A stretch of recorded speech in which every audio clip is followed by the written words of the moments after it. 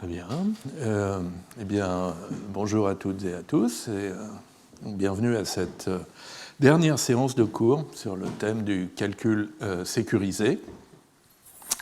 Et donc aujourd'hui, j'ai voulu aborder quelques sujets un peu complémentaires des grands thèmes qu'on a déjà vus dans les 6 premiers cours, à savoir le chiffrement homomorphe, le calcul multipartite et puis les preuves zero knowledge. Donc quelques sujets sans doute moins centraux et moins développés, mais que j'ai trouvé intéressants. Et on va commencer par parler de mémoire, et de mémoire à accès direct. Jusqu'ici, on s'est mis, avec le chiffrement homomorphe, avec le calcul multipartite, on s'est mis dans un modèle de calcul où tous les calculs sont représentés par des circuits combinatoires. Ça peut être des circuits booléens, ça peut être des circuits comme en électronique digitale, ça peut être des circuits arithmétiques, où on a des nombres qui entre 0 et q, par exemple, q-1 qui sont sur les fils, mais on n'a rien d'autre. Alors, on n'a pas de branchement, on n'a pas de mémoire. Alors, ce n'est pas très grave, au moins en principe, puisqu'il y a ce célèbre théorème qui dit que toute machine de Turing de taille n, qui termine en temps polynomial de n, peut être réalisée par un circuit de taille polynomiale en n. Et donc, quelque part, le circuit va encoder toute la partie de bande que la machine utilise, la mémoire que la machine utilise. Après, il faut voir un peu quels sont les degrés et les constantes de ce polynôme de n. Et il est indéniable que beaucoup de calculs s'expriment plus facilement et vont s'exécuter plus rapidement s'ils ont accès à une mémoire à accès direct. Donc, Random Access Memory. Alors déjà, rien qu'une mémoire en lecture seule, une ROM, ça peut être utile pour avoir des grandes tables de constantes, pour consulter une base de données. Et puis, si on a une RAM, une mémoire en lecture-écriture, on peut aussi s'en servir pour stocker de nombreux résultats intermédiaires. Alors bien sûr, on peut réaliser l'accès direct. Donc l'index, l'adresse mémoire, c'est un entier entre 0 et n-1, avec des circuits. Pour un circuit booléen, vous allez avoir n multiplexeurs, organisés en arbres binaires par exemple, qui vont distinguer suivant les bits de x. Pour un circuit arithmétique, vous pouvez toujours écrire un polynôme d'interpolation, à la manière de Lagrange. D'accord. Les AI ici, c'est les différentes valeurs de la mémoire. Et puis les lambda i, c'est les polynômes qui font que p de i vaut a de i. Mais dans les deux cas, on peut dire que l'accès il touche au n entrées de la mémoire. D'accord. Et si vous faites une évaluation séquentielle de votre circuit ou de votre polynôme, elle va être en temps O de n. Alors il y a un folklore qui dit qu'on ne peut pas faire mieux. Parce que si vous faites un accès privé à une base de données, un accès qui ne doit rien révéler au gestionnaire de base de données de la requête, cet accès, il est forcé d'accéder à toutes les entrées de la base, parce que sinon, il va révéler des informations sur l'accès. Le gestionnaire de base de données, en voyant les cases de la base qui n'ont pas été accédées, va apprendre quelque chose. Et on va voir que ce n'est pas tout à fait vrai. Il y a quand même des moyens d'avoir des accès sécurisés, privés, à des mémoires en accès direct. Alors le premier moyen qu'on va regarder, c'est ce qui s'appelle la RAM inconsciente, Oblivious RAM, ORAM. Donc c'est un modèle, en fait c'est un modèle qui est relativement réaliste, qu'on trouve dans certains processeurs ou ordinateurs d'aujourd'hui, qui ont des enclaves sécurisées. Donc une enclave sécurisée, c'est un processeur spécial sur le côté ou un mode d'exécution spécial de votre processeur Intel ou ARM. Alors il est sécurisé au sens où, en particulier, toutes les informations qui sortent et qui rentrent du CPU sur le bus sont chiffrées. Mais ça communique avec une RAM ordinaire. Le modèle d'attaque, c'est que l'attaquant en fait, peut espionner ce qui se passe sur le bus, peut écouter ce qui se passe sur le bus, donc il peut voir les adresses mémoire accédées, il peut voir les contenus des cases mémoire lues ou écrits. Et donc on veut que ces accès qui passent sur le bus ne révèlent rien sur le calcul qui est fait dans l'enclave. Alors ça veut dire trois choses. Premièrement, que les données stockées en RAM doivent être chiffrées. Deuxièmement, que les adresses auxquelles on accède en RAM doivent être brouillées, elles ne doivent pas correspondre facilement aux adresses logiques. Si le CPU est en train de parcourir un tableau séquentiellement, il ne faut pas que les adresses mémoire soient séquentielles. Sinon, l'attaquant il apprend quelque chose, que le CPU est en train de faire un accès séquentiel. Et alors ça va un cran plus loin, il faut même que deux accès consécutifs, l'un après l'autre dans le temps, à la même adresse logique, ne doivent a priori pas accéder à la même adresse physique, sinon l'attaquant il est capable de distinguer le cas où j'accède deux fois de suite à la même case et le cas où j'accède à deux cases différentes. Alors c'est ce troisième point qui est un petit peu délicat, mais on va voir qu'on peut y arriver. Et donc la première construction qui réalise tout ça a été proposée par Goldreich et Ostrowski en 1996. Et alors ça s'appelle la square root ORAM, donc la ORAM à racine carrée, et vous allez comprendre pourquoi racine carrée. Mais donc l'idée elle est assez simple. Donc pour réaliser une ORAM de taille grand N, vous allez avoir besoin d'une RAM que l'attaquant peut espionner, mais pas modifier, qui va être un peu plus grande. On va avoir besoin de grand N cases pour stocker des vraies données et de petit n cases pour stocker des leurres, des choses qui vont tromper l'attaquant. Et puis, on va se donner un cache de taille petit n aussi. Alors, dans l'explication, je vais supposer qu'il est à l'intérieur du CPU, donc il n'a pas besoin d'être chiffré, etc. En fait, dans l'article d'origine, le cache en question se trouve aussi en RAM, et ça ne pose pas de difficulté majeure. Mais bon, c'est un peu plus facile à expliquer si on imagine le cache, un petit cache dans le CPU, et puis c'est relativement réaliste. Et alors, pour accéder à cette RAM, excusez-moi, on va utiliser une permutation aléatoire des adresses. Donc le client connaît, l'enclave sécurisée connaît une permutation pi qui permute les adresses de la RAM. Et donc l'idée, c'est qu'à l'adresse logique i, l'adresse logique i correspond à la case pi de i de la RAM. Pour i variante 0 à n-1, ça va contenir un chiffré de la valeur VI qu'on veut stocker dans cette RAM et aussi de l'adresse logique I. Mais cette paire-là est chiffrée, d'accord ? Donc quand elle traverse le bus, elle ne révèle pas d'informations. Et il nous reste donc petit n cases en mémoire, mais qui ne sont pas des adresses consécutives, qui sont des adresses permutées, qui vont servir de leurre. Alors, comment on fait pour lire une entrée ? Bon, déjà, je vais vous faire le cas où la mémoire est en lecture seule. C'est un peu plus facile. Donc, on veut lire, le CPU sécurisé, l'enclave sécurisée veut lire à l'adresse logique I. Alors, si cette adresse n'est pas dans son cache, c'est la première fois qu'elle y accède, elle va aller lire à l'adresse pi de I dans la RAM externe, elle va obtenir un chiffré E qu'on va déchiffrer, obtenir normalement la même adresse logique I et puis une valeur X, qui est le contenu de la case mémoire. On va ajouter dans le cache une entrée qui dit qu'à l'adresse I, il y a la valeur X, et puis on va renvoyer X comme résultat de la lecture. Si l'adresse I est dans le cache, avec la valeur X, on pourrait dire c'est facile, il n'y a qu'à continuer avec la valeur X. Mais non, parce que là, en ne faisant pas d'accès à la RAM, on a révélé quelque chose à l'espion. Donc on va faire un accès à la RAM à une adresse leurre, à une adresse pi de n plus k, où k est un compteur de faux accès mémoire. D'accord ? Donc on va lire cette adresse, donc l'attaquant y voit une lecture. Et dans les deux cas, on va incrémenter le compteur k de leurre, d'adresse leurre, pour être sûr qu'on ne va jamais l'utiliser deux fois. Et alors bien sûr, au bout de petit n accès, de petit n écriture, on n'a plus de leurre. Et donc, qu'est-ce qu'on fait ? On va tirer et appliquer une nouvelle permutation pi'. On va donc repermuter toute la mémoire principale et on sera bon pour continuer à nouveau avec petit n accès ensuite. Bon, donc ça c'est l'idée de base. Et maintenant, la question c'est comment on fait pour repermuter la mémoire, ou même comment on fait pour la permuter initialement au début de l'exécution. Donc rappelez-vous, la RAM elle contient des couples chiffrés, donc des chiffrés de I et de valeurs associées VI. Et en fait, on veut les ordonner suivant la permutation pi. On veut que le chiffré de I et de VI se trouve en position pi de I dans la RAM.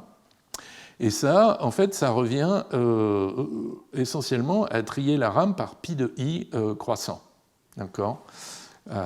Imaginez qu'au début, elle est triée par I croissant, par exemple, et il faut la permuter, la trier, de telle manière qu'en position 0, on a pi de quelque chose, en position 1, on a pi d'autre chose, et ainsi de suite.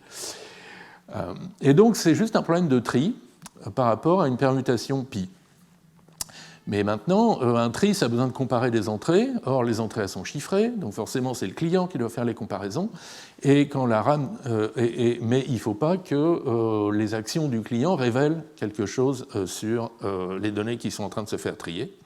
Et donc, pour ça, on va utiliser ce qui s'appelle un réseau de tri. Donc, un réseau de tri, c'est un algorithme de tri où les différents accès qu'on fait aux données et les comparaisons sont les motifs d'accès et de comparaison sont fixés à l'avance une fois pour toutes et ne dépendent pas des données. Et donc c'est souvent utilisé pour faire du tri en hardware, d'accord, et c'est représenté typiquement comme ça. Donc qu'est-ce que ça veut dire ça ? Ça veut dire que à la première étape, on va comparer ces deux valeurs d'entrée en position 1 et 3. Et puis, si elles sont dans le bon ordre, on les laisse, sinon on les permute. Ensuite, on va comparer les données en position 2 et 4, éventuellement les permuter si elles ne sont pas dans le bon ordre. Puis, en parallèle, les positions 1, 2 et 3, 4, puis 2, 3. Et normalement, ça suffit à trier n'importe quel quadruplet de valeurs. D'ailleurs, voilà un exemple ici. Si vous partez des valeurs 3, 2, 4, 1, vous voyez, donc la première comparaison, c'est dans l'ordre, donc on ne bouge pas. La deuxième comparaison, ce n'est pas dans le bon ordre, donc on échange 1 et 2.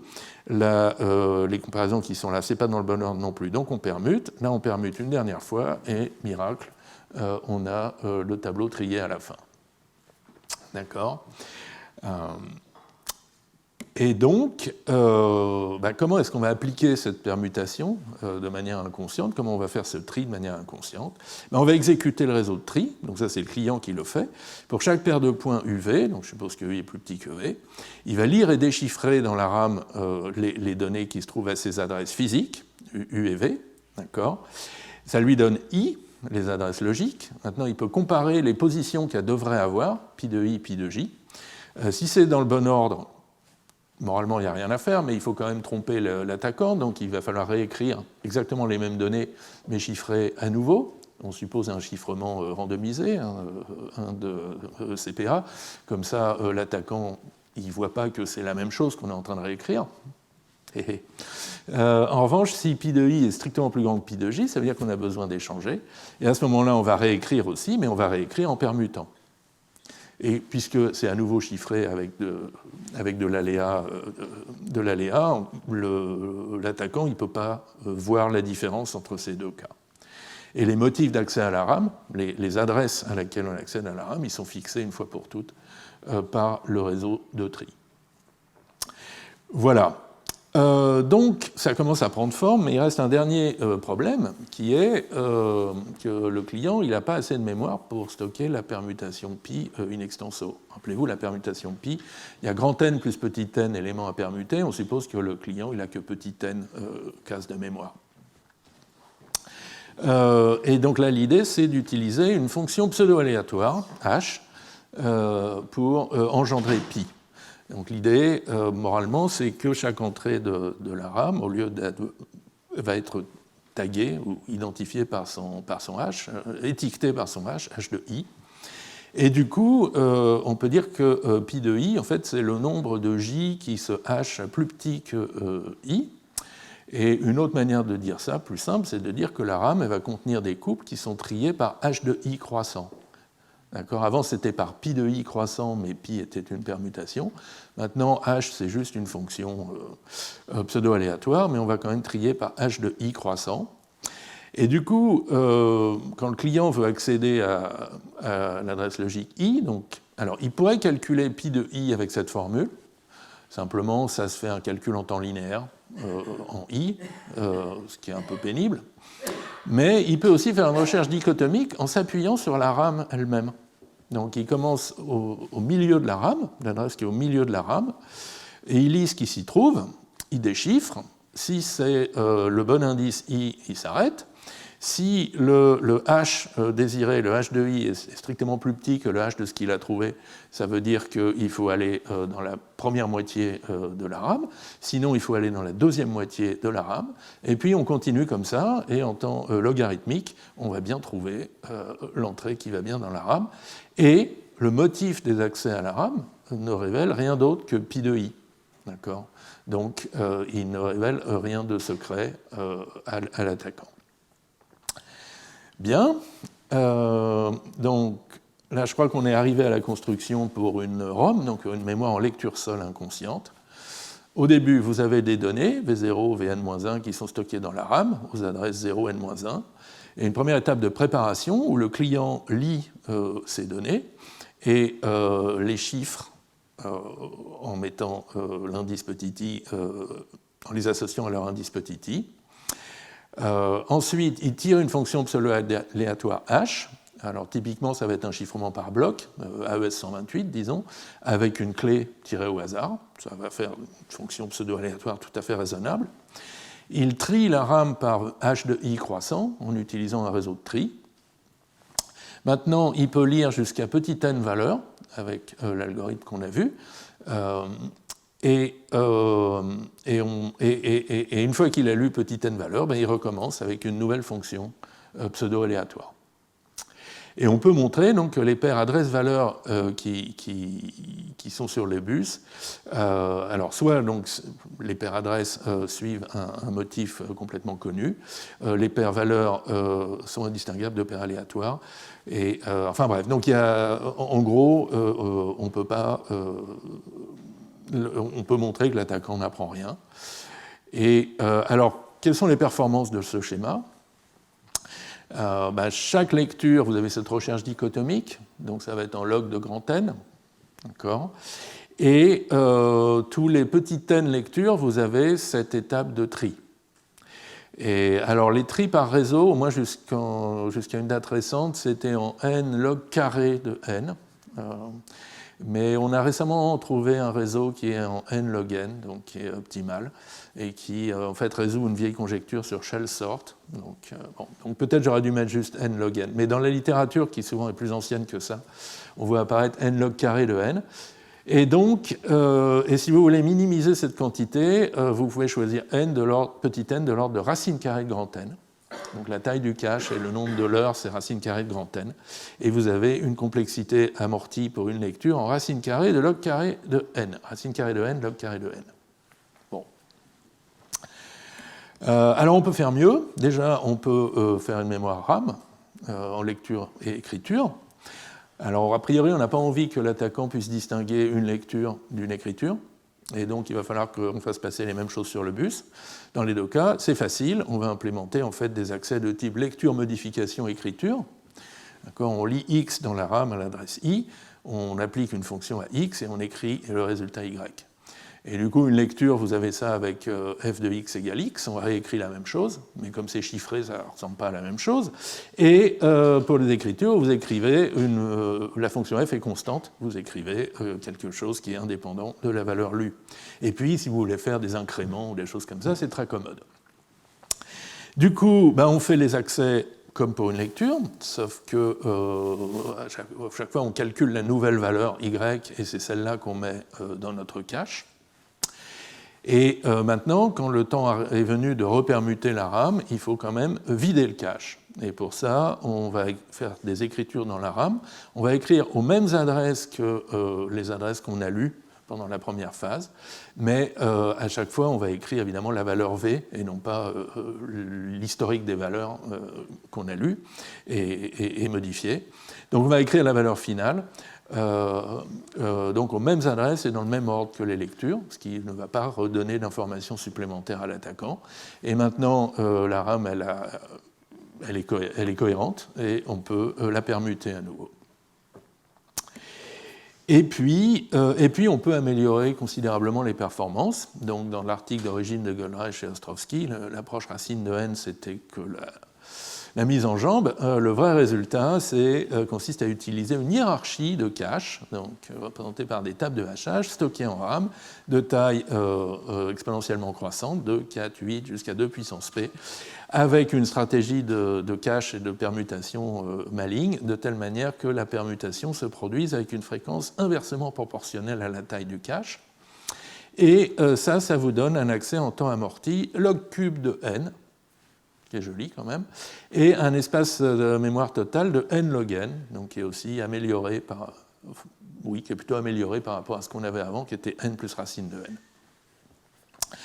Après, il y a plein d'autres algorithmes qui ont été proposés qui utilisent plutôt des arbres binaires pour organiser la RAM au lieu d'une table de hachage.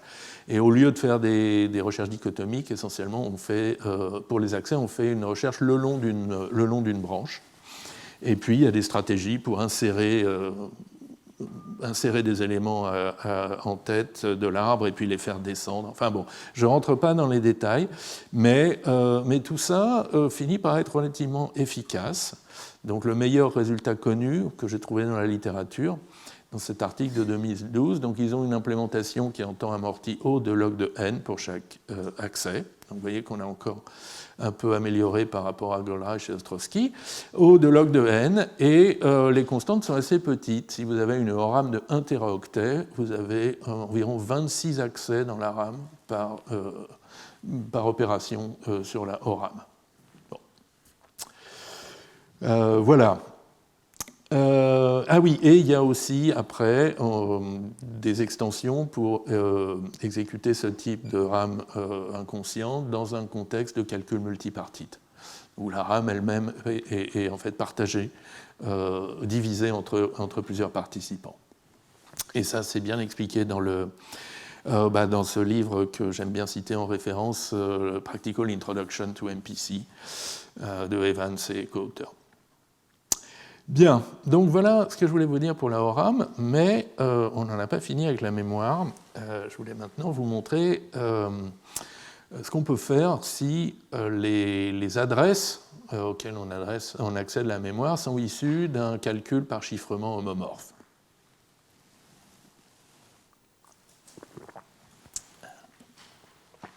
Donc voilà un peu le modèle qu'on voudrait exécuter de manière homomorphe. Donc on a des morceaux de circuit qui, de temps en temps, produisent une adresse mémoire, et la mémoire est censée renvoyer son contenu. Et supposons une mémoire en lecture seule, pour simplifier au début, donc elle est censée envoyer son contenu. Et maintenant, le deuxième circuit va prendre ce contenu, et puis différentes sorties, un état intermédiaire produit par le premier circuit, et à nouveau faire une requête, produire une adresse, on va recevoir la réponse, et on continue une étape par des circuits, et ainsi de suite.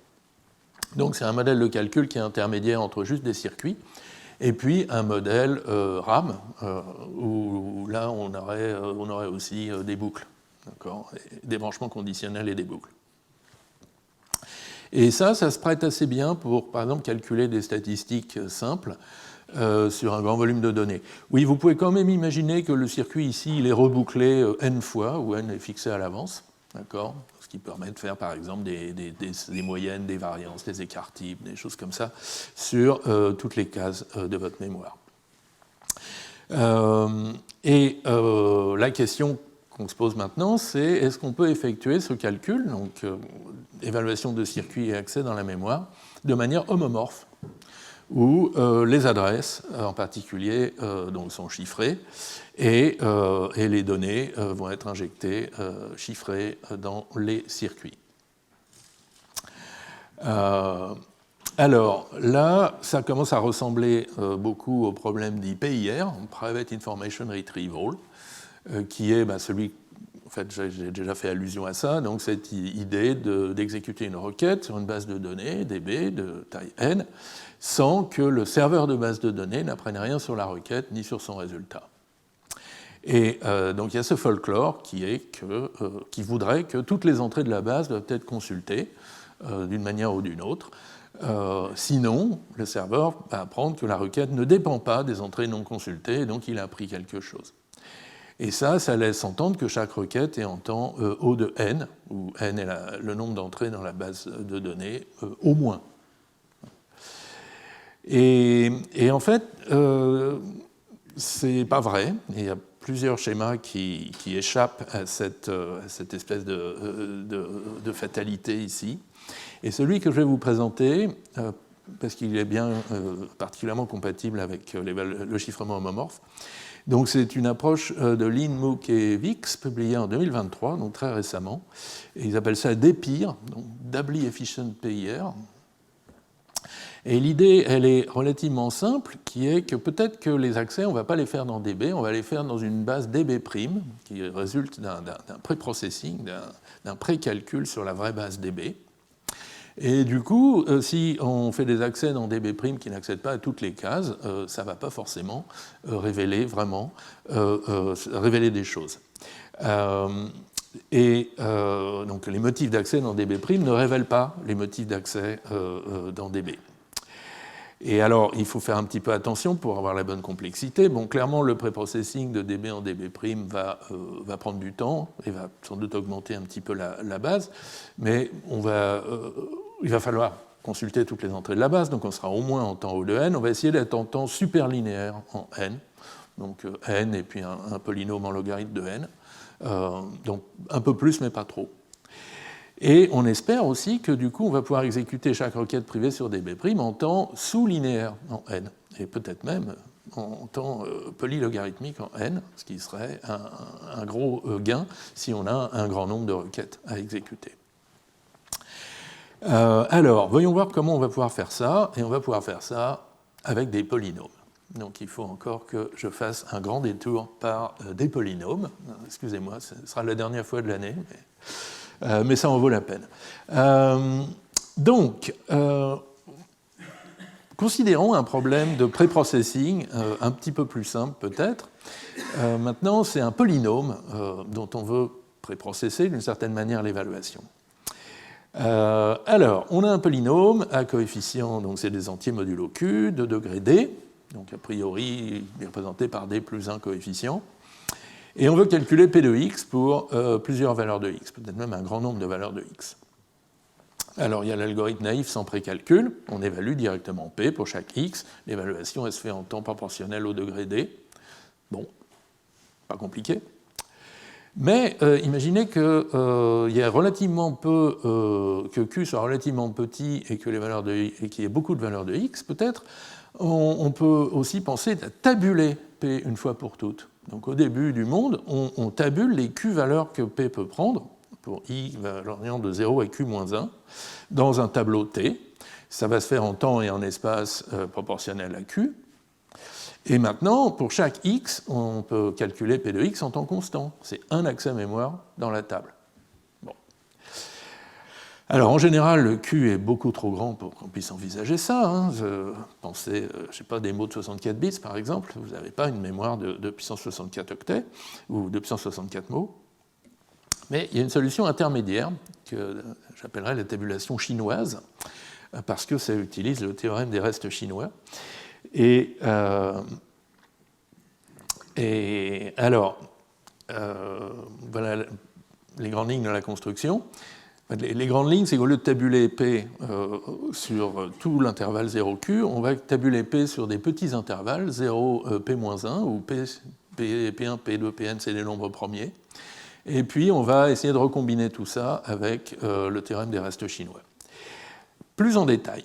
Donc notre polynôme P, on va le voir comme un polynôme P tilde à coefficient dans Z, donc entre 0 et Q-1, mais on va pouvoir aussi l'évaluer dans Z et avoir des valeurs qui ne sont pas modulo Q. Et du coup, notre polynôme P qu'on veut, c'est P tilde modulo Q. Bien.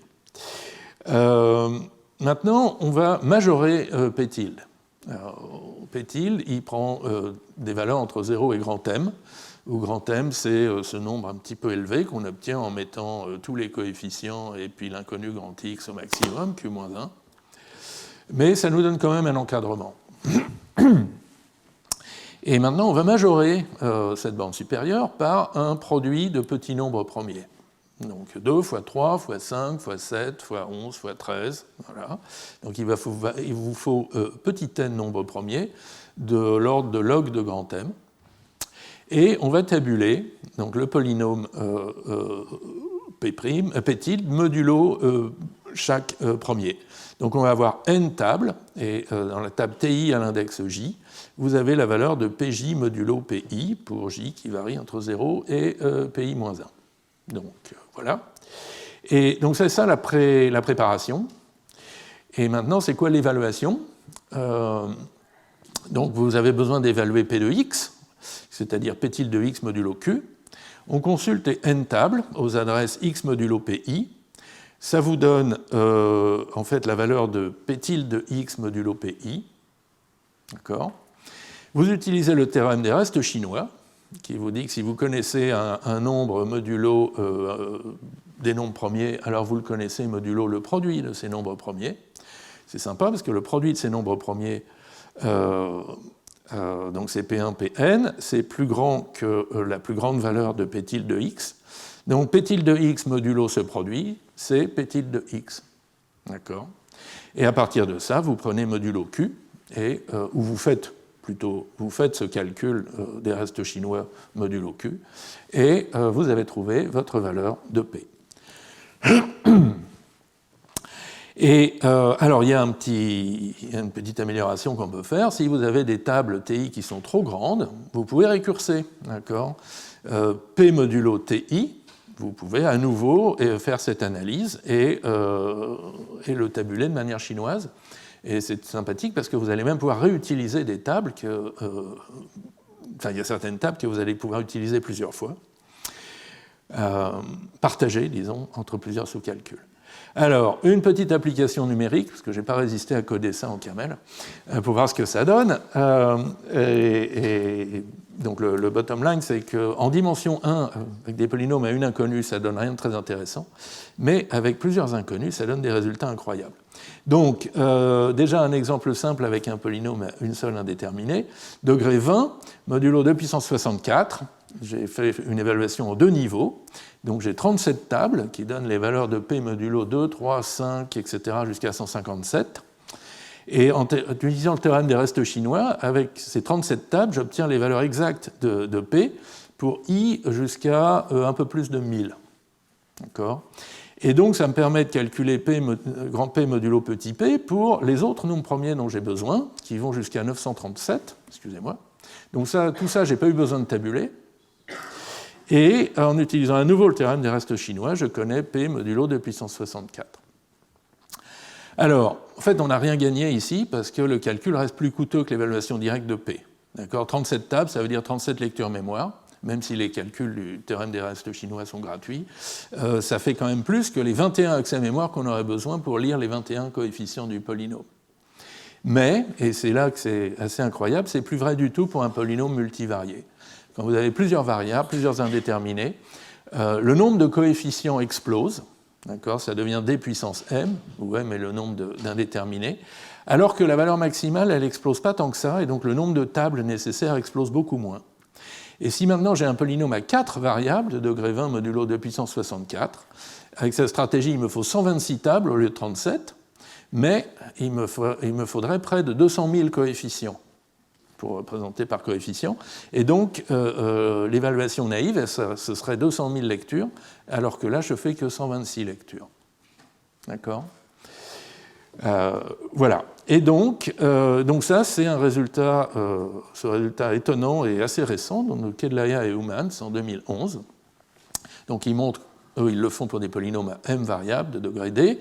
Ils savent aussi traiter d'autres anneaux R que les entiers modulo Q. Alors, pas des anneaux arbitraires, mais bon, des ZQ crochet de X divisé par un polynôme, par exemple.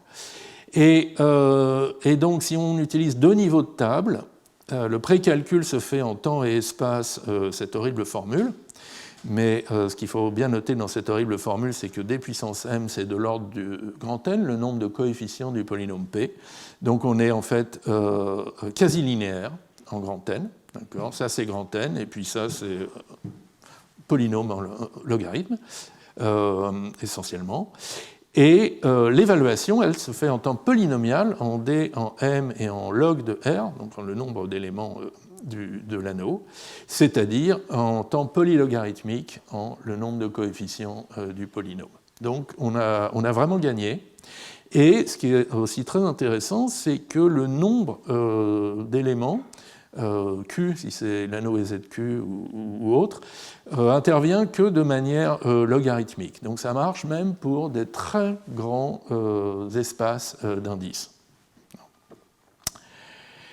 Et donc, Lin, Mook et Vix, en 2023, ils ont proposé de s'appuyer là-dessus pour faire leur fameux DPIR, leur fameux accès privé au tableau. Donc on suppose que la base de données DB, c'est un tableau à m dimensions, de taille D sur chaque dimension, donc qui peut contenir jusqu'à des puissances m entrées. On peut former le polynôme d'interpolation, qui correspond à ce tableau. Donc c'est un polynôme à n variables, tel que dans les points I1, I2, IN, il est égal à l'entrée I1, I2, IN de la base.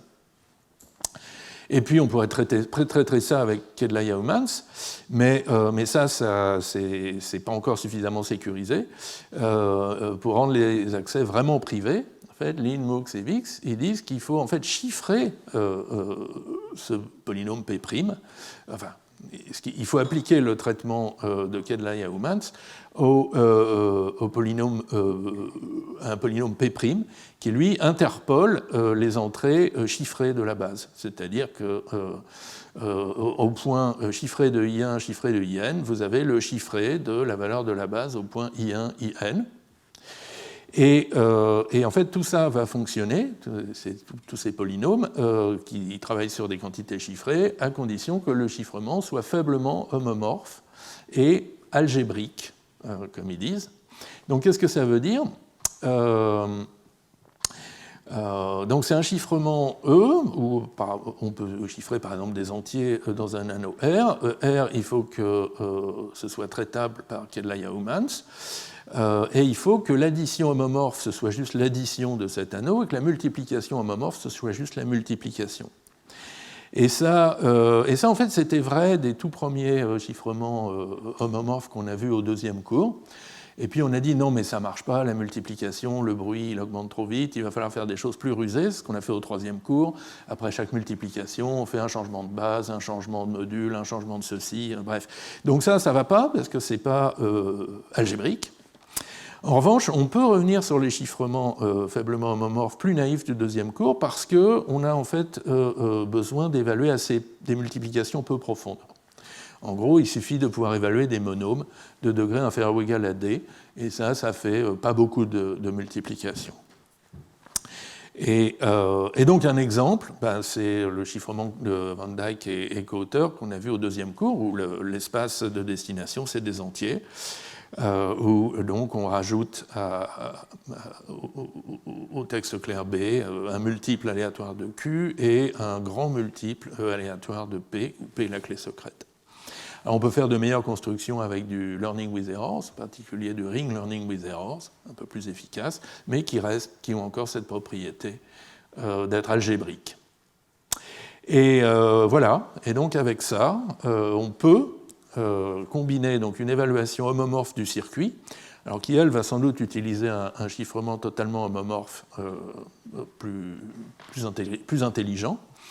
Et on va passer au chiffrement algébrique faiblement homomorphe uniquement quand on accède à la mémoire, donc au polynôme P', pré-traité par Kedlaya-Humans.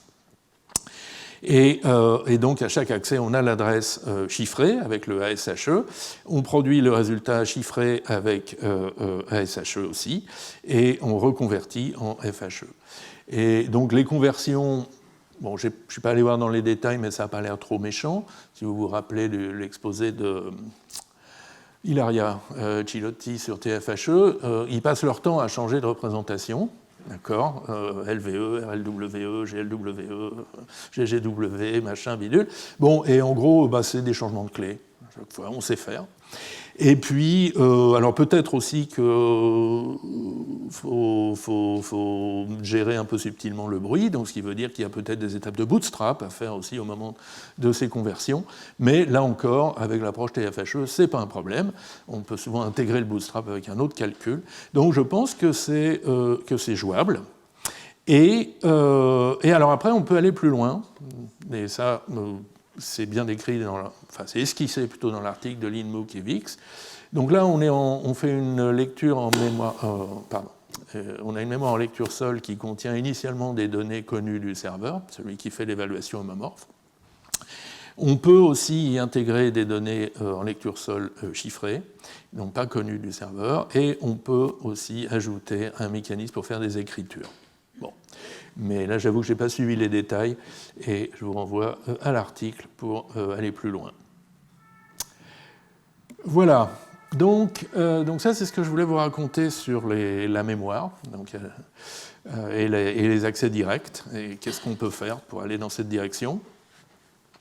Et maintenant, dans la deuxième partie du cours, je voudrais vous parler d'une autre direction assez originale, qui est au calcul sécurisé, qui est l'obfuscation, et plus précisément l'obfuscation indistinguable.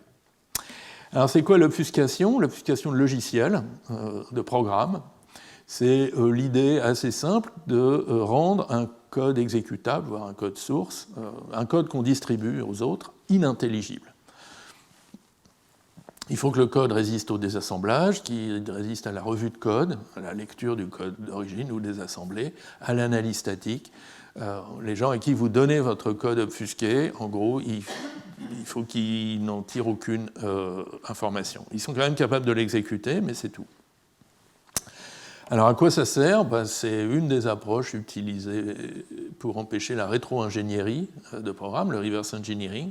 Par exemple, si dans votre programme, il y a un algorithme propriétaire, si votre programme, c'est une version démo d'un programme complet, mais en fait, toutes les fonctionnalités désactivées sont encore dans l'exécutable, et peut-être accessibles par un code secret ou une combinaison de touches, mais vous ne voulez pas que l'utilisateur de la version démo puisse trouver, par examen du code, le truc pour débloquer la version complète.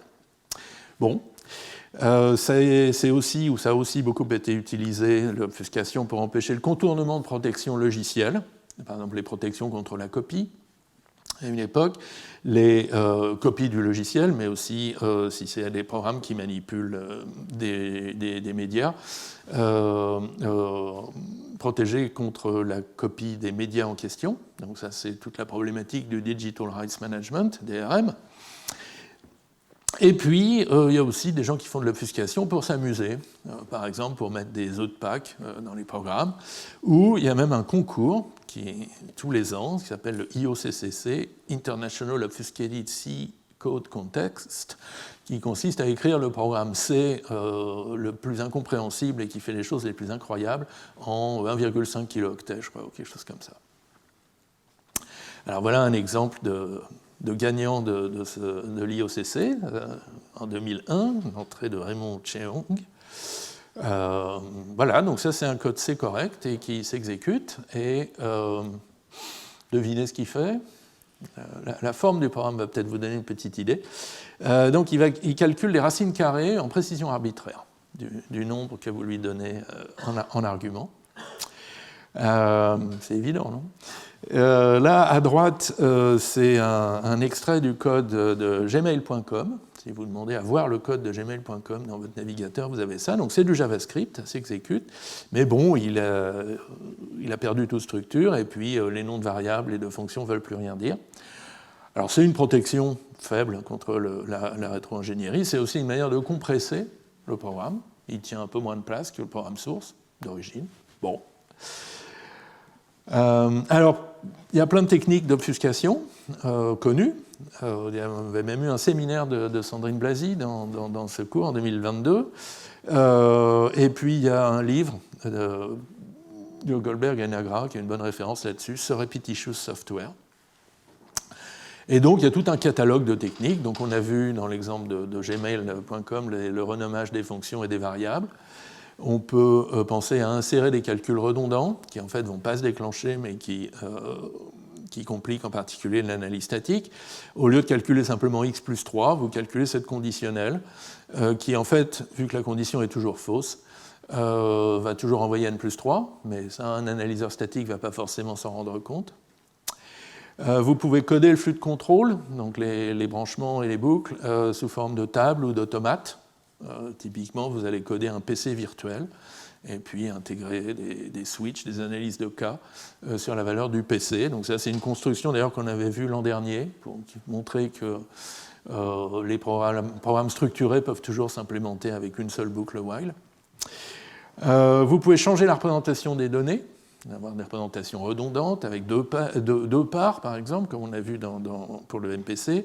Vous pouvez aller jusqu'à chiffrer brouiller ou chiffrer ou masquer certaines données, des tables constantes, par exemple.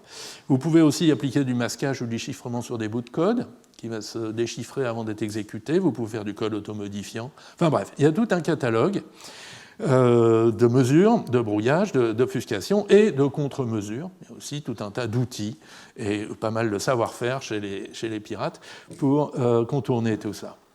Alors pourquoi je vous parle de ça aujourd'hui? C'est parce que on peut se demander si on peut faire une obfuscation de qualité cryptographique, où là, essentiellement, qu'on ne peut pas, hacker, on ne peut pas inverser. Donc, on a un code source qui peut contenir des secrets. Ça peut être des clés secrètes, des données personnelles, ça peut être des algorithmes propriétaires. Et on veut le transformer en une vraie boîte noire. Donc c'est un programme qui reste exécutable, mais dont les seules informations qu'on peut extraire de ce programme, c'est en observant des exécutions. D'accord ? On ne peut pas, même si on lit le code, on n'apprend rien de plus. Alors c'est un sacré défi. Ceci dit, c'est une vieille idée. C'était une des premières pistes envisagées par Diffie et Hellman dans leur célèbre article de 1976 pour réaliser le chiffrement à clé publique. À l'époque, donc Diffie et Hellman, ils avaient réalisé l'échange de clés, mais ils n'avaient pas encore trouvé de moyen de faire le chiffrement à clé publique, celui où tout le monde peut chiffrer et seule une personne peut déchiffrer. Ça viendra que quelques mois plus tard avec RSA. Et donc, dans cet article, ils se demandent, voyons comment est-ce qu'on pourrait faire le chiffrement à clé publique, et à un moment, ils disent, peut-être, on pourrait utiliser un one-way compiler, un programme qui prend un compilateur qui prend un programme écrit dans un langage de haut niveau facilement compréhensible, et qui produit un programme exécutable incompréhensible, et dans lequel on aura caché la clé qui permet de chiffrer. Et donc cette idée, elle est restée lettre morte pendant un certain temps, jusqu'aux travaux de Barak, donc en 2001, où il s'est demandé justement est-ce qu'on peut formaliser cette intuition d'obfuscation boîte noire en termes cryptographiques, et puis est-ce qu'on pourrait la réaliser aussi.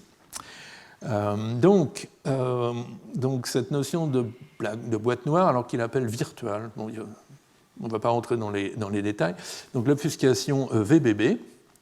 Alors formellement c'est quoi? Donc c'est un compilateur, c'est un transformateur de programme. Il prend un programme, vous rend un programme.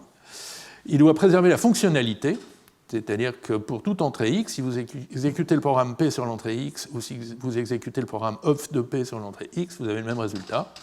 Alors j'utilise des crochets dénotationnels. Donc crochet de P, c'est la fonction d'entrée-sortie de P. D'accord. Et les seules propriétés que l'on peut établir de of de P, ce sont celles que l'on peut inférer de son comportement d'entrée-sortie, c'est-à-dire dénotation de of de P, c'est-à-dire la même chose que dénotation de P. Et ça, on peut formaliser un petit peu plus. Alors oui, qu'on peut établir en temps polynomial, parce que si on a un temps infini, on peut toujours essayer des choses, toutes les permutations, etc. Donc en temps polynomial, si vous avez votre attaquant, qui est un prédicat, il prend un programme, il doit dire envoyer 0 ou 1, il doit décider une propriété sur le programme, en temps polynomial probabiliste. Et en fait, votre obfuscateur, il est boîte noire virtuelle. S'il existe un simulateur S, qui lui aussi est en temps polynomial probabiliste, qui fait aussi bien que l'attaquant, en ayant seulement accès au comportement d'entrée-sortie du programme P. Donc l'attaquant, il reçoit le programme obfusqué, donc il peut l'exécuter, mais il peut aussi aller voir dedans. Le simulateur, lui, il reçoit que le comportement d'entrée-sortie, et pourtant, il va faire aussi bien. L'attaquant n'aura pas d'avantage significatif sur le simulateur. Alors, si on avait ça, on pourrait faire plein de choses. En fait, la plupart des primitives cryptographiques connues, ou même certaines qui, à l'époque, n'existaient que dans l'imagination de quelques cryptographes, se réalisent ou se réaliseraient facilement si on dispose d'un obfuscateur VBB. Par exemple, le chiffrement à clé publique, suivant l'intuition de Diffie et Hellman. Voilà une réalisation. La clé secrète, ça va être un vecteur de bits aléatoire, et la clé publique, ça va être le hash de cette clé secrète, en utilisant donc une fonction pseudo-aléatoire, SHA-256 si vous voulez. Et le chiffrement d'un message, c'est une fonction, mais c'est une fonction obfusquée. Donc c'est la fonction qui prend la clé secrète, et si elle se hash en la clé publique, révèle le message, sinon ne révèle rien. D'accord ? Mais c'est sûr que si on donne cette fonction, même compilée à un attaquant, il va désassembler et il va retrouver le message M. Et c'est là que l'obfuscation intervient. Si l'on donne une version obfusquée VBB de cette fonction, a priori, tout ce qu'il va pouvoir faire, c'est l'exécuter sur diverses clés secrètes S. Et vu qu'il ne connaît pas la clé secrète S, avec très très forte probabilité, il va obtenir que des bottoms. Et puis, il ne peut pas aller voir dans le code pour essayer de trouver le message M directement. Ou pour désactiver ce test, par exemple, faire en sorte qu'il renvoie toujours true. Enfin bon, ce genre d'attaque qu'on peut faire sur un code. Bon, donc ça marche pour le chiffrement à clé publique. Ça marche pour le chiffrement homomorphe. C'est très facile de faire un chiffrement homomorphe, où il suffit de cacher la clé secrète dans le calcul. Donc vous obfusquez la fonction qui prend un chiffré, le déchiffre, le passe dans grand F, le rechiffre. Et ça, c'est l'équivalent homomorphe de grand F. Facile. Le chiffrement fonctionnel, dont on va parler dans le séminaire, functional encryption, ça marche aussi. Donc, le chiffrement fonctionnel, c'est l'idée qu'à partir d'une clé privée SK, vous pouvez dériver des clés spécifiques à des fonctions grand F, SK de F, et SK de F qui permet de calculer la fonction F sur une entrée chiffrée, mais qui permet de faire rien d'autre sur cette entrée chiffrée. Et donc, c'est facile, il suffit d'obfusquer la fonction qui prend un chiffré X, j'aurais dû mettre C, le déchiffre avec la clé secrète et applique la fonction F. Bon.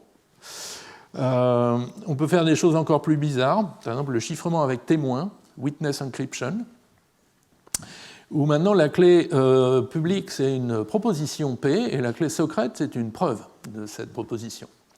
Donc par exemple j'ai une pensée très secrète, vraiment très personnelle que je veux chiffrer pour la postérité, et de telle manière qu'elle ne peut être déchiffrée que si la conjecture de Goldbach est fausse.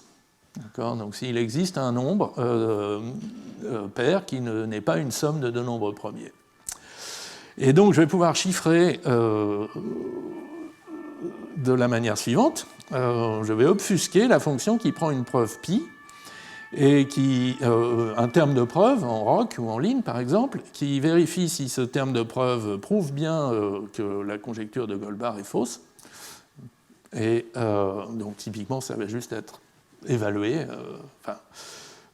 essayer tous les nombres premiers, et puis voir que le nombre pi qui est donné en argument ne peut pas être obtenu comme une somme de deux nombres premiers.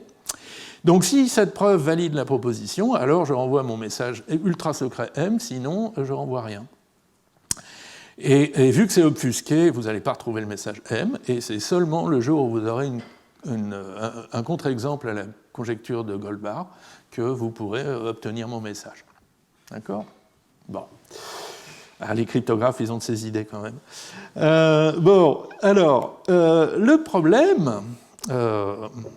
Le problème, c'est que l'obfuscation virtual black box n'existe pas.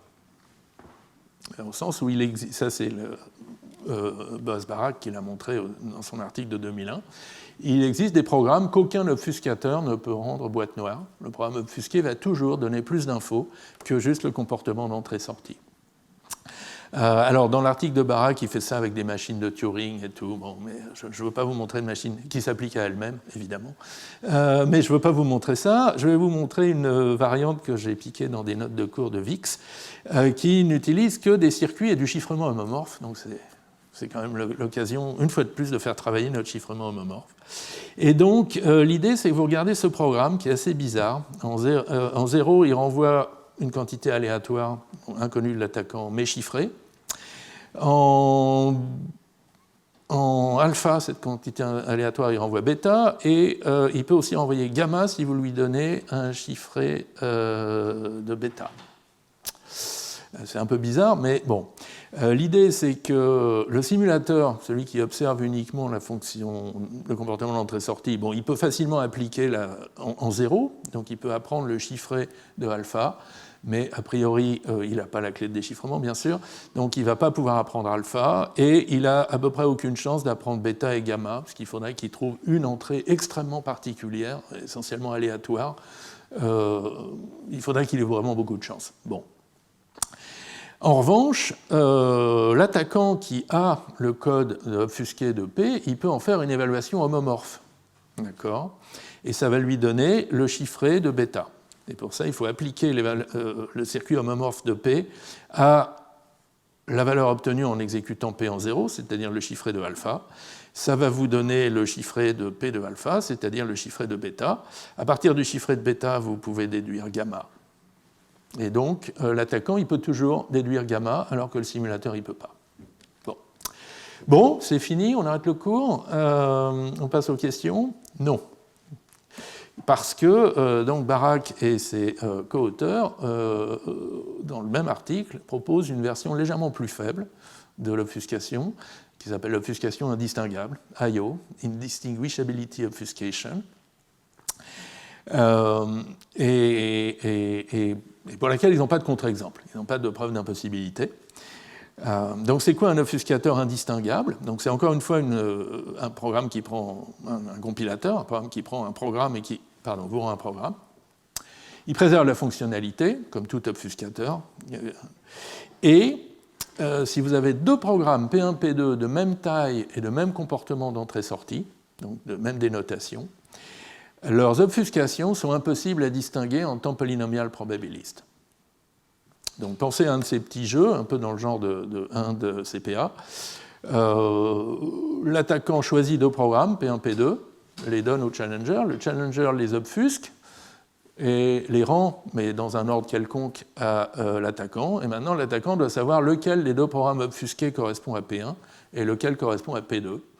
Et l'obfuscateur est indistinguable si l'attaquant n'a essentiellement pas plus de chances de réussir que s'il tirait au hasard.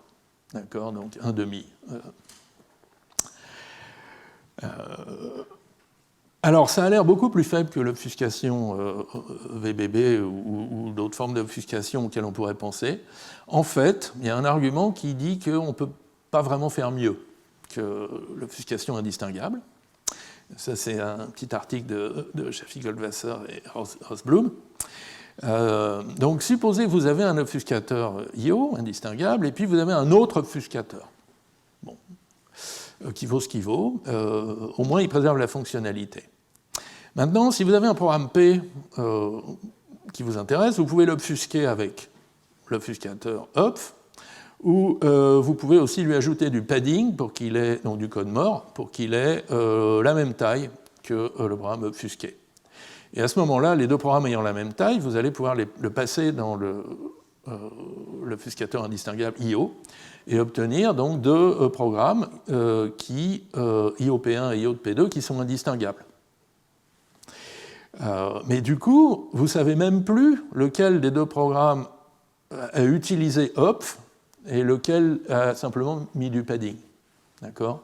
Donc quelque part, ça n'a servi à rien de faire une étape de OPF avant IO, puisque même vous n'êtes plus capable de faire les différences. Vous n'êtes même plus capable de savoir dans lequel des programmes obfusqués OPF a été appliqué. Et donc, cette intuition que finalement, ça ne rajoute pas de sécurité. OPF n'a pas rajouté de sécurité par rapport à la sécurité que vous obtenez juste avec IO. Bon. Et par ailleurs, la propriété d'indistinguabilité suffit à montrer la sécurité d'implémentation de plein de primitives cryptographiques qui utilisent donc de l'obfuscation. Les exemples qu'on a vus, là, chiffrement à clé publique, chiffrement à témoin, chiffrement homomorphe, chiffrement fonctionnel, mais il y en a plein d'autres, chiffrement déniable, chiffrement basé sur l'identité, basé sur les attributs, signature courte, enfin bref, il y en a encore une autre colonne, mais avec des noms tellement bizarres que je n'ai pas pu les traduire en français. En fait, la propriété d'indistinguabilité, qui a l'air un peu faible, suffit à montrer la sécurité de ces choses-là. Alors je vais vous esquisser une preuve pour le chiffrement à clé publique.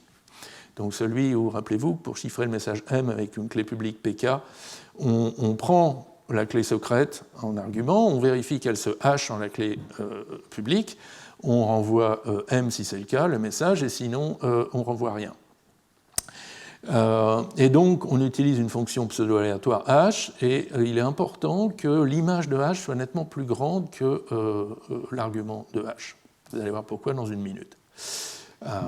Typiquement SHA-256 que vous appliquez sur des entrées de 128 bits. D'accord ? Bon. Alors, donc on va montrer que c'est un de CPA, indistinguable au Chosen Plain Text Attacks. Rappelez-vous, un de CPA, on a vu ça rapidement au deuxième cours, c'est un petit jeu. Vous avez un challenger et un attaquant. L'attaquant essaye de casser la sécurité du système. Le challenger essaye de montrer que non, tout va bien. Donc, le challenger tire une clé secrète, prend la clé, tire une paire de clés, donc ici il tire la clé secrète et il prend la clé publique qui est le hash de la clé secrète, il envoie la clé publique à l'attaquant. L'attaquant choisit deux messages, M0 et M1, le challenger choisit un des deux messages, donc il choisit B qui vaut soit 0 soit 1, renvoie le chiffré du message d'indice B à l'attaquant, et l'attaquant doit maintenant deviner la valeur de B, avec une probabilité un peu meilleure que 1,5, donc... Et on va montrer en fait que non, sa probabilité c'est 1,5, et que donc l'attaque échoue. Comment on va faire ? Eh bien, on fait ça en montrant l'équivalence avec deux autres jeux. Donc dans le jeu numéro 2, le challenger, au lieu de prendre une clé publique qui est le hash d'une clé secrète, il tire une clé publique au hasard dans l'espace des hachés. Et il envoie ça à A en disant c'est ça la clé publique. Et c'est d'ailleurs la clé qu'il va utiliser pour faire les chiffrements. D'accord ? Et l'idée, c'est que l'attaquant ne peut pas distinguer ce jeu numéro 2 du jeu numéro 1. Dans le jeu numéro 2, il reçoit un R aléatoire. Dans le jeu numéro 1, il reçoit le hash d'un nombre aléatoire. Et l'idée, enfin au moins si vous croyez au random oracle model, donc si vous croyez que votre fonction pseudo-aléatoire est vraiment aléatoire, c'est que vous ne pouvez pas distinguer ça. On ne peut pas distinguer un nombre quelconque d'un nombre tiré au hasard, d'un nombre produit par la fonction pseudo-aléatoire. Et donc, puisqu'il ne peut pas distinguer entre le jeu numéro 1 et le jeu numéro 2, son attaquant est le même dans les jeux 1 et 2.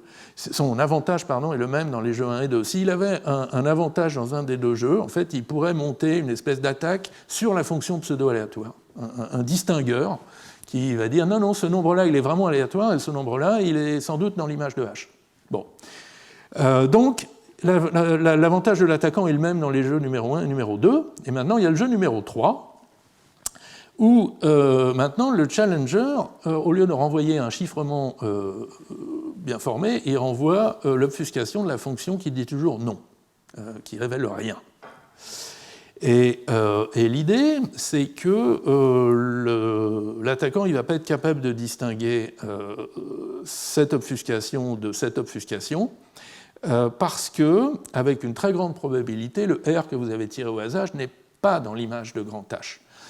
L'image de grand H, elle est de taille 2 puissance lambda, et R, il est tiré dans un espace beaucoup plus grand, 2 puissance 2 lambda, et donc avec une très forte probabilité, R n'est pas dans l'image de H, et donc ce test H de S égale R va échouer tout le temps. Et donc s'il échoue tout le temps, on a une fonction ici qui est observationnellement équivalente à la fonction qui est là, et donc leurs obfuscations vont être indistinguables par l'attaquant. Et donc pour l'attaquant, ce jeu numéro 3, c'est le même jeu que le jeu numéro 2, mais évidemment, il n'y a aucune possibilité de gagner le jeu numéro 3, puisque l'attaquant ne reçoit rien qui dépende de B. D'accord ? Bon. Donc voilà. Donc l'attaquant n'a pas d'avantage dans le jeu numéro 3, ni dans le jeu numéro 2, ni dans le jeu numéro 1. Donc le chiffrement est ind CPA. Voilà. Alors, maintenant, il reste une petite question ouverte, c'est comment est-ce qu'on va réaliser IO, l'obfuscation indistinguable. Alors, comme d'habitude, on va se restreindre au circuit. Mais déjà, rien que ça, c'est toute une aventure. Alors, bien sûr, si on n'avait pas de contraintes de taille et de temps sur l'obfuscateur, il suffirait de représenter le circuit par sa table de vérité. D'accord ? La table de vérité, c'est une représentation canonique du comportement d'entrée-sortie du circuit. Donc deux circuits qui ont le même comportement d'entrée-sortie ont la même table de vérité, et puis ça permet d'exécuter le circuit. Hein. Voilà. Donc, problème résolu ? Non, parce que la table de vérité, elle est de taille exponentielle dans le nombre d'entrées, donc ça ne va pas. Ce n'est pas une obfuscation utilisable. Alors, si maintenant on a des contraintes en espace, et vous pouvez remplacer table de vérité par d'autres choses, par exemple des BDD, là aussi vous aurez une représentation canonique, mais pas de taille polynomiale, a priori, donc ça ne va pas. Maintenant, si vous n'avez pas de contrainte de temps, l'obfuscateur a tout le temps du monde, mais il doit produire un circuit obfusqué de taille polynomiale. Il y a une solution qui consiste à énumérer tous les circuits par taille croissante, dans un ordre fixé à l'avance, et de s'arrêter au premier circuit qui est équivalent au circuit C donné. Donc ça vous donne une forme canonique pour chaque circuit. Simplement, ça va prendre longtemps. D'accord ? Ce type d'énumération, c'est clairement en temps exponentiel, donc ça ne va toujours pas. Si on veut que l'obfuscation se fasse en temps polynomial probabiliste, on ne peut pas travailler par canonicalisation possible. Du moins si P est différent de NP, parce que si vous pouvez calculer des formes canoniques en temps polynomial, vous avez résolu le problème SAT. D'accord ? Vous avez votre formule logique, vous la canonicalisez, ça vous donne un circuit. Si c'est le même circuit que le circuit qui renvoie toujours 0, alors vous avez prouvé que la formule est unsat en temps polynomial. Bon. Donc ça ne va pas, ou alors c'est peut-être si P égale NP, et donc il va falloir faire de la cryptographie. Voilà. Et alors la première idée, donc la première construction qui a été proposée, plausible qui a été proposée, c'était en 2013, et elle s'appuie sur le chiffrement homomorphe. Donc, on va voir, le chiffrement homomorphe fait la moitié du boulot. L'idée, c'est que vous pouvez représenter votre circuit C de taille n par un vecteur de bits et qu'il existe un circuit universel, U de n, qui peut exécuter donc, cette description de circuit sur une entrée X fixée, quelconque, et vous donner le même résultat que C de X. Pensez à ça existe même dans le monde réel, pensez au FPGA, les circuits programmables. C'est une espèce de circuit universel avec tout un tas de portes et d'interconnexions. Vous lui envoyez un code de circuit, C, il se connecte, il se recombine ses portes, il combine ses portes pour implémenter exactement le circuit C que vous voulez, et après vous pouvez l'exécuter sur des entrées quelconques. Donc voilà. Donc ça, a priori, c'est faisable. Et du coup, on peut se dire, l'obfuscation de C, ça va être un chiffrement homomorphe de ce vecteur de bits petit c, de cette description du circuit. Et maintenant, on va évaluer homomorphiquement le circuit universel U de n. D'accord ? Donc on va lui donner le chiffré de la description du circuit. On va lui donner un chiffré de l'entrée, qui peut même être un chiffré trivial, si l'entrée n'est pas, a priori pas secrète. Et on va obtenir en sortie, malheureusement on ne va pas obtenir C de x, le résultat du circuit appliqué à x, on va obtenir un chiffré de C de x.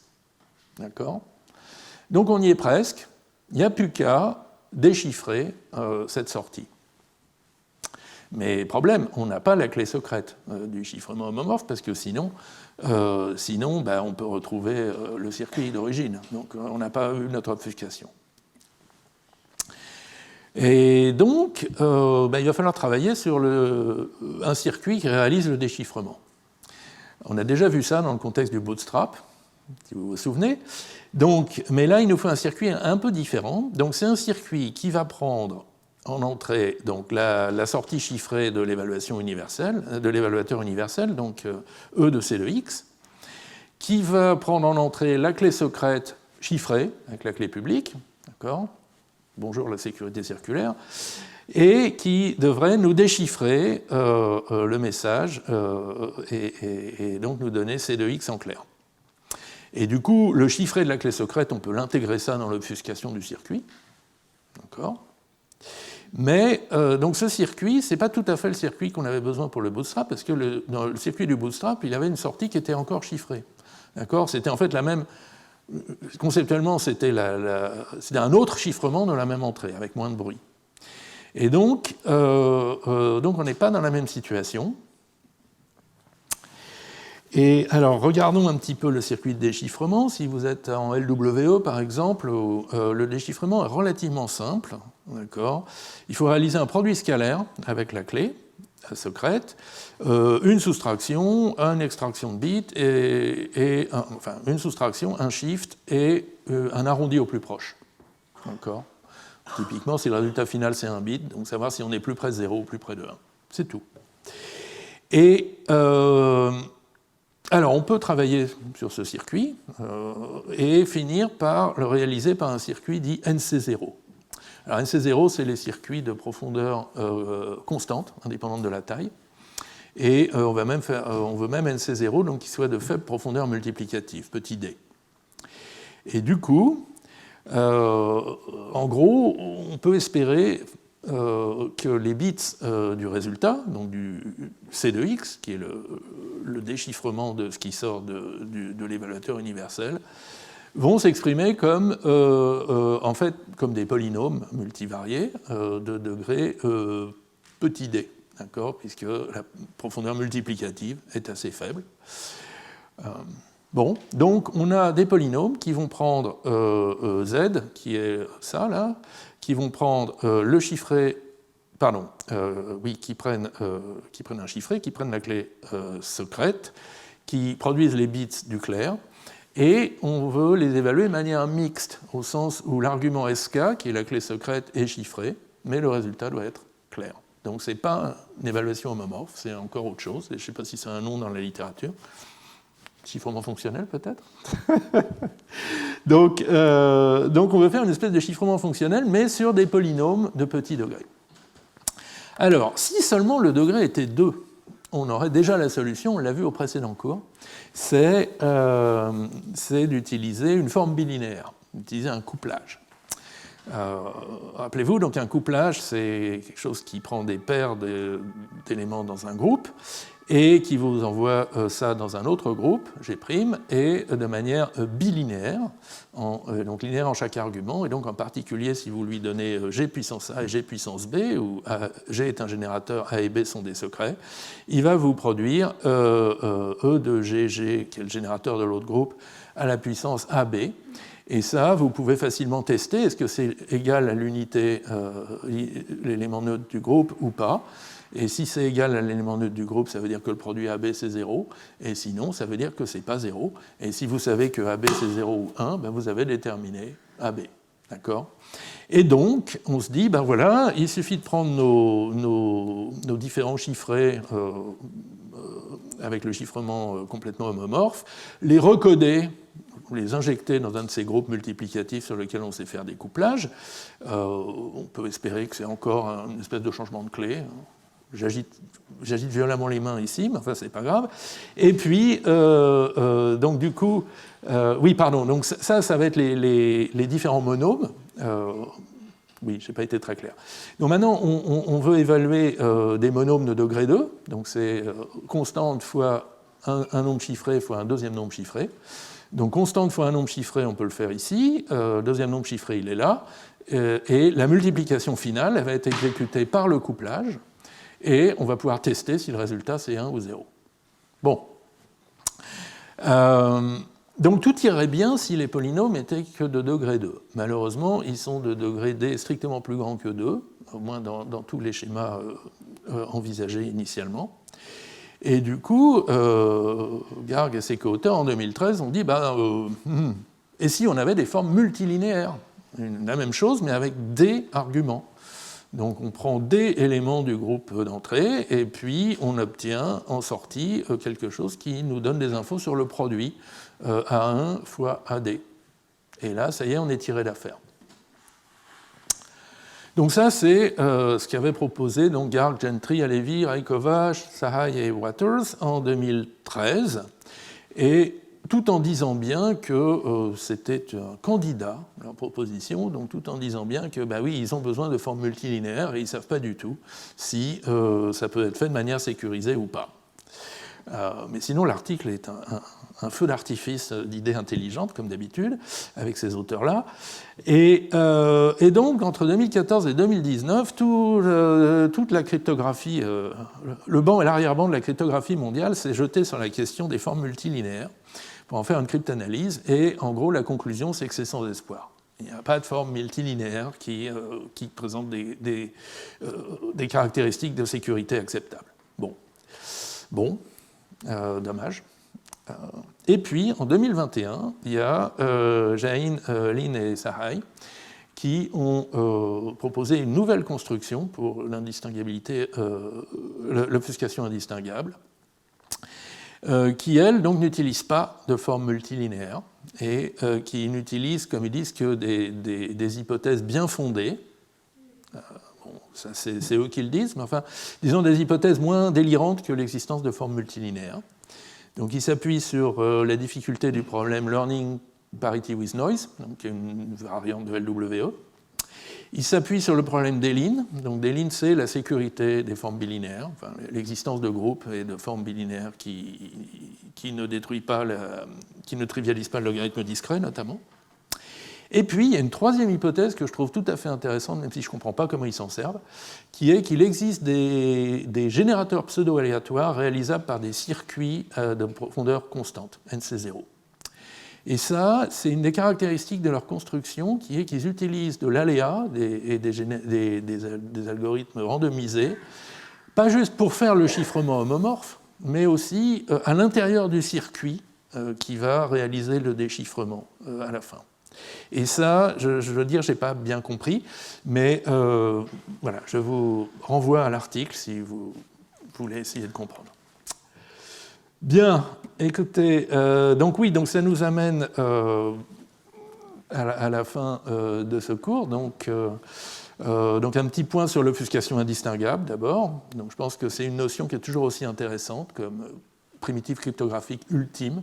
Certains disent qu'elle est crypto-complete, d'autres qu'elle ouvre la voie à Obfustopia, une espèce de monde idyllique dans lequel plein de cryptographies intéressantes existent. Donc il y a une construction qui, à ma connaissance, résiste encore, qui est celle de Jain, Lin et Sahai. Plusieurs autres, on a vu qu'elle s'appuyait sur des hypothèses fausses ou vraiment douteuses. On est encore très loin d'une implémentation utilisable. Et il y a des liens étroits, donc avec un problème qui, lui, est beaucoup plus proche d'implémentation utilisable et d'application, qui est le chiffrement fonctionnel, dont David Poincheval va nous parler dans le séminaire juste après le cours. Voilà. Pour conclure, donc d'abord quelques éléments de bibliographie, donc sur la RAM inconsciente, sur l'approche d'Epire et la combinaison entre RAM et chiffrement homomorphe, et donc 2 articles de synthèse dans Communications at the ACM sur l'obfuscation indistinguable. Et puis, il est temps de conclure, on va dire quelques mots en guise de conclusion pour ce cours.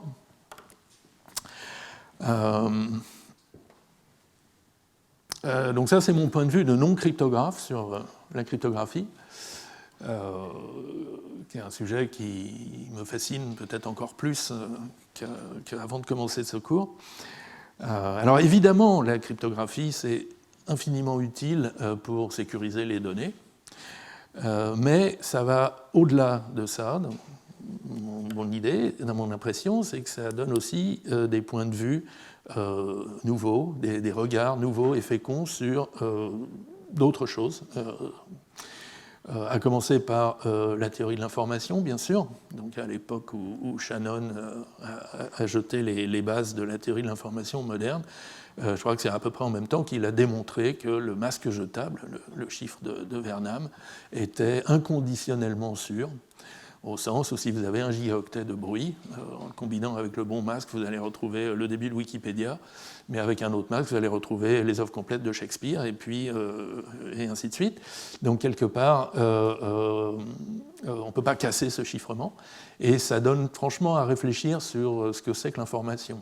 L'information de Wikipédia, elle est où? Est-ce qu'elle est dans le 1 giga de bruit initial? Est-ce qu'elle est dans le 1 giga de bruit du masque? Non, elle est dans les deux, et elle est nulle part. Donc l'information apparaît, disparaît, par chiffrement, par déchiffrement. C'est assez troublant. Et alors c'est encore plus troublant quand on va ensuite vers la sécurité calculatoire, celle où c'est conceptuellement possible de casser un chiffrement, c'est juste, ça demande juste trop de calculs. Et là, votre gigaoctet de bruit, il suffit de 128 bits bien choisis pour retrouver Wikipédia, et a priori, vous n'allez rien pouvoir retrouver d'autre. Et ça aussi, ça pose des questions. Où est l'information de Wikipédia? D'accord. Bon. Voilà, donc ça donne à penser sur ce que c'est que l'information. Mais ça donne aussi à penser sur ce que c'est que la complexité. Comme on l'a dit, il y a derrière pas mal de chiffrements avec les publics, il y a cette idée qu'on s'appuie sur des problèmes qui sont complexes dans le cas moyen. Donc ce n'est pas les mêmes problèmes que ceux de les mêmes notions que la complexité classique, qui est plutôt une complexité dans les cas le pire, mais c'est une complexité qui est aussi tout à fait intéressante. Et alors de même qu'il y a des problèmes importants en complexité classique, si P égale NP, le monde calculatoire informatique serait complètement différent de si P est différent de NP. Il y a aussi des questions un peu similaires autour de la cryptographie, peut-être moins spectaculaires, mais est-ce qu'il existe des fonctions à sens unique, one-way functions? Est-ce qu'il existe des fonctions pseudo-aléatoires, PRF? Est-ce qu'il existe des générateurs pseudo-aléatoires, PRG, etc. Et suivant les réponses que vous prenez, vous n'êtes pas tout à fait dans les mêmes mondes calculatoires. Et puis, il y a le regard sur le logiciel et sur la programmation.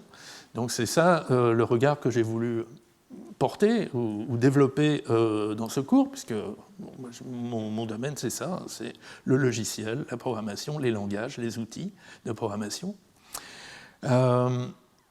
Et bon, je pense qu'il y a eu un certain nombre d'éléments qu'on a vus ensemble. Alors, certains ont trouvé qu'il y avait trop de circuits et pas assez de langages de programmation. Ça manquait de lambda terme. Bon, c'est vrai qu'on ne sait pas encore évaluer de manière homomorphe le lambda calcul, peut-être un jour. Mais malgré tout, je pense que ça donne à réfléchir aussi sur différentes modalités d'exécution, de représentation et d'exécution des programmes. Et puis, bien sûr, ça donne une approche de la sécurité du logiciel que je qualifierais volontiers de maximaliste. C'est là où on veut des garanties extrêmement fortes, prouvables par rapport à des hypothèses mathématiquement claires, et qui s'opposent à l'approche assez empirique d'autres techniques de sécurité du logiciel, et que je trouve nettement moins convaincante. Et puis, j'admire aussi l'ambition théorique, mathématique des travaux en cryptographie. Voilà, et donc, je pense que, enfin, s'il faut retenir quelque chose de ce cours, c'est que calculer sur des données chiffrées ou privées, c'est une approche féconde et qui a un potentiel réel pour renouveler la sécurité informatique. Et donc pour finir, je voudrais remercier plein de gens, Alice la bijoutière, Bob l'ouvrier, Pierre le prouveur, Véronique la vérificatrice, pour plein de discussions intéressantes à base de polynômes, de circuits, de protocoles et de bruits qu'on ajoute et qu'on enlève. Et puis les orateurs du séminaire pour les éclairages qu'ils nous ont apportés et qui m'ont apporté aussi. Il y a des choses que j'ai beaucoup mieux comprises grâce à eux. Et puis vous tous pour avoir suivi ce cours jusqu'au bout. Merci.